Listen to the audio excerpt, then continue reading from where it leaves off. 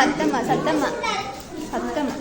சுற்றுச்சூழலாகும் நிலம், நீர், ஆகாயம், காற்று, தீ அனைத்தும் சேர்ந்துதான் நாம் உலகம், மரங்கள், மனிதர்களை வாழ்வதற்கு இவை அனைத்தும் அத்தியாவசியமாக உள்ளது. சரியான பயன்பாடுகளும்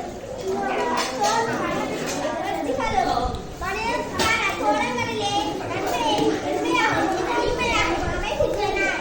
மக்களின் ஒத்துழைப்பினால் ரசாயன பயன்பாடுகள் மற்றும் கழிவுகளை முறையாக அகற்றுதல் என்றவற்றை மனிதன் சுயமாக சிந்தித்து ஐந்தறிவு உரிமை காக்க